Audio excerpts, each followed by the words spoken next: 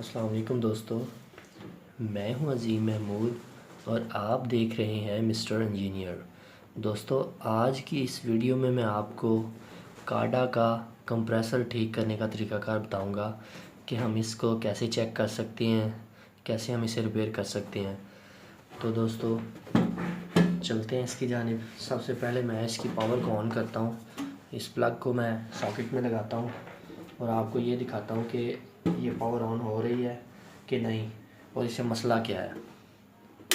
ये देखें, power on हो रही है मगर मसला ये है कि ये काम नहीं कर रहा। यानी कि पावर जो है वो आ रही है, लाइट जो ब्लिंक कर रही है, मगर ये जो है ना काम नहीं कर रहा, सक नहीं कर रहा, गैस को हवा को सक नहीं कर रहा। ठीक है, तो दोस्तों इसको मैं आज आपको रिपेयर करने का तरीका बताऊंगा। इसमें बेसिकली हम ये बात करेंगे कि इसमें कितने पार्ट्स होते हैं, उनका क्या क्या काम होता है और इसे रिपेयर कैसे किया जाता है। तो दोस्तों अगर आप भी इसको रिपेयर करना चाहते हैं तो सबसे पहले मैं आपको यही मशवरा दूंगा कि सबसे पहले आप अपनी सेफ्टी करें। सबसे पहले आप अपने आप को सिक्योर करें, अपने आप को किसी लकड़ी के स्टूल पर बिठाएं और लकड़ी की कुर्सी पर चाहे बैठ जाएं, मगर ये है कि आपकी जो टांगें हैं वो ज़मीन को न टच हों या आपका कोई भी जिस्म का हिस्सा ज़मीन को टच ना हो। उसका आपको सबसे बड़ा यही फ़ायदा होगा कि अगर खुदा न खास्ता आपके हाथ को फेस वायर लग भी जाती है ना तो आपको इलेक्ट्रिक शॉक नहीं लगेगा। तो दोस्तों मैंने इसको खोल लिया है, नट को मैं साइड पर संभाल के रख देता हूँ। नहीं जी, ये हमारे पास एक चाइना का काडा कंप्रेसर, जिसे ये हीट गन में भी इस्तेमाल होता है, मगर जो कि आजकल आपको पता है कि सर्दियों के मौसम में तो जो है ना रिपेयरिंग इसकी बहुत ज़्यादा होती है और दूसरे पर इसकी ज़रूरत भी बहुत ज़्यादा बढ़ जाती है। ये देखें, ये मैं इसे ऑन कर रहा हूँ, ये एलईडी ऑन हो रही है मगर ये काम नहीं कर रहा। ठीक है, तो सबसे पहले इसको चेक करने का तरीकाकार ये है कि आप इसके ये दोनों प्लग जो हैं ऊपर, जो ये हवा एक इन और एक आउट दे रहा है, इसको दोनों को उतार लें। ठीक है, ये दोनों ही नहीं काम कर रहे, एक से हवा अंदर जाती है, दूसरे से हवा प्रेशर के साथ बाहर आती है। आपने इतना ख्याल रखना है, इस किट को टच नहीं करना। तो दोस्तों ये जो किट है पीसीबी किट, इसमें इन्होंने बेसिकली 4 से 5 कंपोनेंट लगाए हुए हैं, ट्रांजिस्टर, डायोड और कैपेसिटर वगैरह, और इसके अंदर एक वेरिएबल रजिस्टर लगा हुआ है जो कि इसकी स्पीड को कम ज़्यादा करने के लिए मदद देता है। इसका बेसिकली काम यही है। अगर आप ये किट नहीं लगाते, इसको डायरेक्ट भी यूज़ कर सकते हैं, 220 वोल्ट इसको डायरेक्ट भी दे दें तो कोई मसला नहीं होगा। ठीक है, अब मैं ऐसा करता हूँ कि इसको पहले खोल लेता हूँ। ये जो कंप्रेसर है हमारे पास, इसको मैं खोल लेता हूँ। तो इसको खोलने का असल तरीका का ये है कि आप ये देख सकते हैं ना, ये इसके साथ ये बंधा हुआ है, यानी कि ये प्लास्टिक के रिबन्स के साथ। मैं आपके सामने इसको खोलता हूँ। आपने करना ये है कि इसको एक साइड से दबा कर थोड़ा सा नीचे को करना है, दूसरी साइड से दबा कर थोड़ा सा नीचे करके ऊपर उठा लेना है। ऐसे थोड़ा थोड़ा नीचे करते जाना है। अगर कहीं से अटकता है उसको ऐसे करेंगे तो ये खुल गया। इसी तरह ये ऊपर थोड़ा सा उठा कर रखेंगे ना तो जल्दी आसानी के साथ बाहर निकलेगा। ये दोनों साइड निकल गई।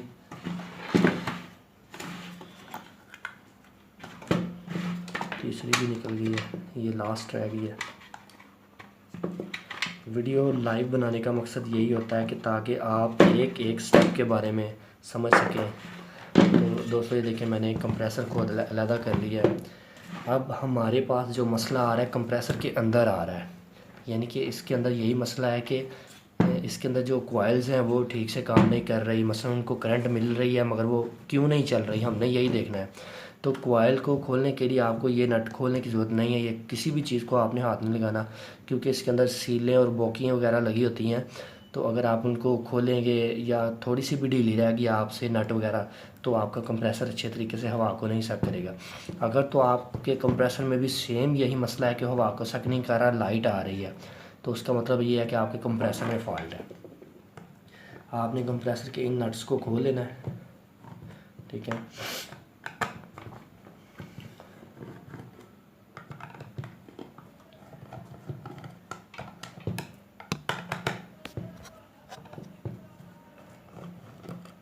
इसमें बेसिकली दो चीज़ें ही होती हैं, एक इसके अंदर कॉइल्स लगी होती हैं और एक वो किट। ये दोनों चीज़ों का काम होता है। किट का काम होता है कि इसको जो किट है ना वो इसको एक स्पीड फ्राहम करती है कि आपने इस स्पीड से चलना है। इसको वेरी करती है, इसकी स्पीड को, इसके वोल्टेज को वेरी करती है, स्पीड खुद ही इसकी वेरी हो जाती है। तो मैंने इसको खोल लिया है, ये देखें। आपने इसको ध्यान से संभाल रखना, इसके ऊपर ये सील्स वगैरह लगी हुई, किसी चीज़ को उतारने की ज़रूरत नहीं, क्योंकि अगर आपने उल्टी लगाएंगे तो फिर वो आपसे नहीं फिट हो सकेगी। इस वजह से आप ये देखें, कंप्रेसर के अंदर ये 2 कॉइल्स लगी हुई हैं। सेंटर में एक ये पंप लगा हुआ है जो कि इधर उधर रोटेट करता है ऐसे ऐसे। तो ये जो इधर से आने वाली हवा होती है ना, ये उसको सक करके आगे देता है। एक साइड से हवा आती है, दूसरी साइड से सक होकर आगे, यानी कि स्पीड के साथ कंप्रेस होकर आगे चली जाती है। तो मैं ऐसा करता हूँ कि अपने पावर प्लग को पहले उतार लेता हूँ, ठीक है। अब मैं इस कॉइल को बाहर उतार निकालता हूँ। किसी चीज़ को नहीं आपने टच करना, एक साइड से चाहे इस साइड से चाहे इस साइड से। इसके अंदर एक फ्लैट पेचकस जो है, छोटा बड़ा जो भी है, उसको डालकर आपने थोड़ा सा ऐसे ऊपर उठाना है, ठीक है। ये देखें खुद ही बाहर आ जाएगा। ये प्यार के साथ इसको उठाना है। ये नहीं करना कि आपने कॉइलों को टच करना है, कॉइलों को टच किया तो कॉइलें ख़राब भी हो सकती हैं। और आपका प्लग पीछे से उतरा होना चाहिए। अगर आपकी सील तंग कर रही है ये वाली, तो इसे साइड पर कर दें। और ध्यान रखने कि आपने किस साइड से उतारी और कैसे रखनी है। तो ये देखें दोस्तों, ये हमारे पास एक कॉइल्स है जो कि इसको जब वोल्टेज मिलते हैं तो ये इलेक्ट्रिकल करंट प्रोड्यूस करती है। इसके अंदर ये देखें एक परमानेंट मैग्नेट भी लगा हुआ है। जब इसको वोल्टेज मिलते हैं तो ये परमानेंट मैग्नेट घूमना शुरू कर देता है, रोटेट करना शुरू कर देता है, हिलना शुरू कर देता है, क्योंकि उसके कॉइल के अंदर जो करंट होता है, इलेक्ट्रिकल फील्ड, जो तो लोग इस फील्ड से रिलेटेड हैं उनको तो पता होगा कि कैसे वो काम करता है। तो ये ऐसे ऐसे घूमना शुरू कर देता है, उसकी वजह से ये इलेक्ट्रिक जो है ना करंट प्रोड्यूस होता है। सॉरी इलेक्ट्रिक कह रहा हूँ, इलेक्ट्रिक जो फील्ड है वो। अब आपने करना ये है कि सबसे पहले इसको चेक करने का तरीकाकार ये है कि आपने इसको दोबारा प्लग लगाना है और इसे ऑन कर देना है, ठीक है। अब आपने मल्टीमीटर कोई भी हो, चाहे एनालॉग चाहे डिजिटल, उसको लेना है और 250 की रीडिंग पर रखना है, ठीक है। और इसे बड़े ही प्यार के साथ चेक करना है कि एक वायर ये इसकी ये आ रही है, एक ये आ रही है, दोनों वायर्स के साथ ऐसे लगाना है। ये देखें यहाँ पर वोल्टेज शो हो रहे हैं, इसका मतलब हमारी किट से बिल्कुल ठीक वोल्टेज 250 वोल्ट एसी के आगे आ रहे हैं। एसी की रीडिंग पर आपने रखना है इसको। अब मैं इसे ऑफ़ कर देता हूँ, तो मैं इसे देखता हूँ कहाँ पर मसला आया है। आपने करना सिर्फ ये है, इसमें सिर्फ ये कॉइल्स डैमेज होती हैं। ये जो कॉइल्स होती हैं ना, ये आप देख रहे हैं, ये इसको हिला के चेक कर लेना। कई दफ़ा ऐसा होता है ये चलने की वजह से गर्म हो जाती हैं और ये डाइसोल्ड हो जाती हैं। तो इसको पहले चेक कर लें, थोड़ा सा हिलाएंगे ना, अगर तो टूटी हुई है तो आपको पता चल जाएगा। इसी तरह इसको, पता नहीं शायद मेरे ख्याल से कैमरे का फोकस ठीक से क्लियर नहीं हो रहा, मगर आपने ऐसे ही ध्यान से इसको चेक करना है। ध्यान से देख लेना कहीं पर कोई वायर टूटी तो नहीं हुई या मेल्ट तो नहीं हुई, क्योंकि ये गर्मी की वजह से ऐसा होता है। आप तारों को खींचेंगे ना तो आपको समझ आ जाएगी खुद ही। ये देखें, ये एक वायर ये टूटी हुई है, गर्म होने की वजह से जो है ना ये उखड़ गई थी इसके साथ से, ठीक है।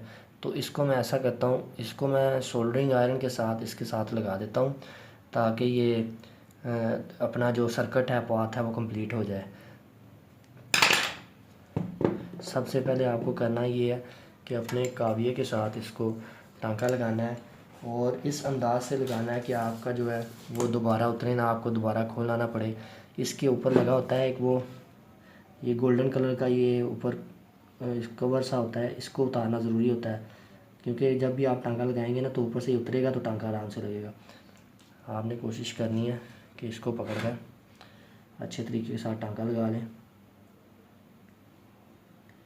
चलिए मैं पहले इसको टांका लगा लेता हूँ और फिर आपके सामने वीडियो लेके आता हूँ। तो जी दोस्तों, मैंने इसको टांका लगा लिया है, आप ये देख सकते हैं। ये वायर को मैंने थोड़ा सा हिलाकर आगे पीछे कर इसको टांका लगा दिया, ठीक है। अब आपने इसको ऐसे ही नहीं चेक करना, अब आपने दोबारा इसको इस टैंक के अंदर जहाँ पर ये सकिंग कर रहा है इसमें डालना है। जैसे आपने निकाला था वैसे ही डालना है। ये देखिए ये हब जो बनी हुई है ये कट वाली साइड पर आएगी। बड़े ही प्यार के साथ इसको वैसे ही अंदर भेज देना है आपने। 90% जो फॉल्ट है ना वो यही फॉल्ट होता है कंप्रेसर्स में। ऊपर से आपने ऐसे दबा देना है, ठीक है, क्योंकि जो कंप्रेसर्स होते हैं ना वो चल चल कर उनके अंदर जो कंडक्टर होता है, जो कॉइल होती है, वो गर्म होने की वजह से ख़राब होती है। तो इस वजह से इनमें सिर्फ यही फॉल्ट आता है। शाज़ो नाज़र ही ऐसा होता है कि आपके कंप्रेसर की बोकियाँ ख़राब हों, ये जो साइडों पर लगी होती हैं जो हवा को सक करती हैं। तो जी मैंने इसको लगा दिया। अब मैं इसके ऊपर इसकी जो सील है उसे लगाता हूँ।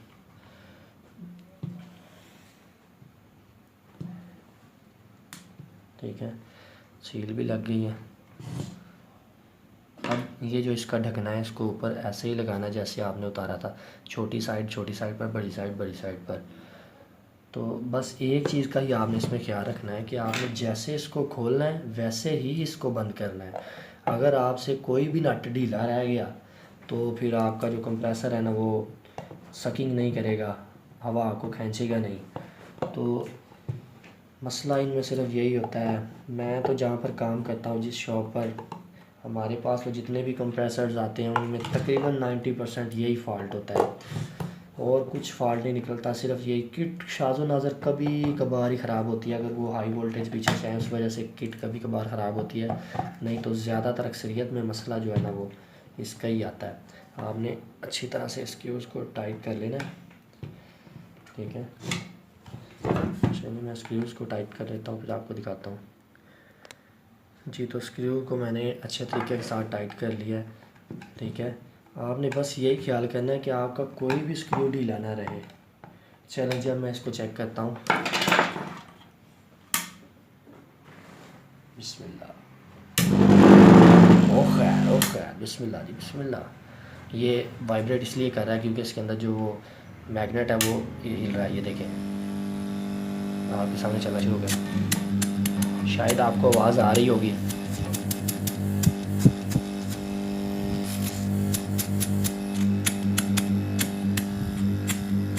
आप ये देख सकते हैं,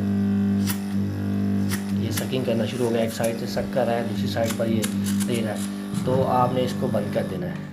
ठीक है, अब जैसे इसको आपने खोला था वैसे ही इसको बंद करना है। देखें आपके सामने 5 से 10 मिनट लगे हैं मुझे ये कंप्रेसर को ठीक करने में।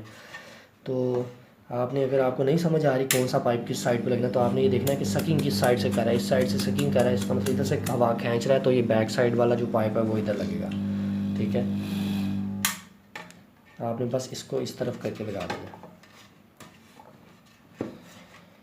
तो जी आपके सामने ही था कि कुछ मसला नहीं होता इनमें, जैसे आपने इसको लगाया वैसे ही उतारा वैसे ही लगा लेना है।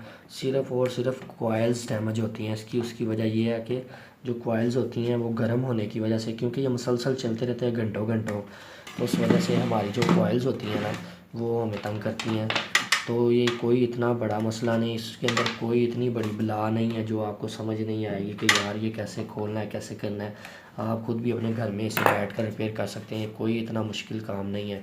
ठीक है, तो जैसे यार मैं कहता हूँ कि मैं कर सकता हूँ तो आप भी कर सकते हैं। ठीक है, तो अपने घर की जो चीज़ें हैं वो खुद घर पर ठीक किया करें। ये देखें, शायद आपको माइक में भी आवाज़ आ रही होगी, इधर से भी। ठीक है, तो दोस्तों ये तो था आज का कंप्रेसर को ठीक करने का तरीक़ाकार। तो उम्मीद करता हूँ आपको ये तरीक़ाकार पसंद आया होगा और आपको इसमें काफ़ी कुछ सीखने को मिला होगा। तो मैं आप दोस्तों से यही गुजारिश करूँगा कि यार प्लीज़ आप भी पाकिस्तानी हो मेरी तरह। मैं तो बस यही चाहता हूँ कि हमारा मुल्क खुशहाल हो, और ये जो चोर डाकू लुटेरे बैठे हुए हैं जो कि इतनी इतनी भारी रकम वसूल करते हैं, अगर आप इसी कंप्रेसर को वहाँ पर ले जाते ना शॉप पर, तो 300 से 400 रुपया उसने आराम के साथ आपसे ले लेना था। ज़्यादा भी वो कम रेट करता, 200 से 300 ले लेना था। करना क्या है, सिर्फ एक टांका लगाना है। तो ये चीज़ें मैं इसलिए आपको बताता हूँ कि ताकि आपको इन चीज़ों के बारे में इल्म हो। मुझे पता है कुछ कुछ कारीगर हजरात जो हैं जिनको तकलीफ़ होती है कि वो कहते हैं कि जी आप हमारा कम ठप कर रहे हो, ऐसे ऐसे है। तो ये बेसिक चीज़ें हैं जो मैं अपने आप लोगों को बताना चाहता हूँ कि ये चीज़ें होती हैं इनमें और कुछ नहीं होता। तो लोगों की मैं परवाह नहीं करता। तो मुझे काफ़ी अल्हम्दुलिल्लाह मेरे दोस्त हैं वो मेरे साथ जुड़े हुए हैं, वो मुझे कहते हैं कि यार आप किसी की परवाह ना करें, हम आपके साथ हैं। तो दोस्तों उम्मीद करता हूँ आपको ये कंप्रेसर को ठीक करने का तरीक़ाकार अच्छा लगा और पसंद आया। अगर दोस्तों आपको ये तरीक़ाकार पसंद आया है और आपको अगर मेरी वीडियो पसंद आई तो मेरी वीडियो को लाइक करें और मेरे चैनल को सब्सक्राइब करना मत भूलिएगा और अपनी दुआओं में याद रखिएगा। अल्लाह हाफिज़। पाकिस्तान जिंदाबाद।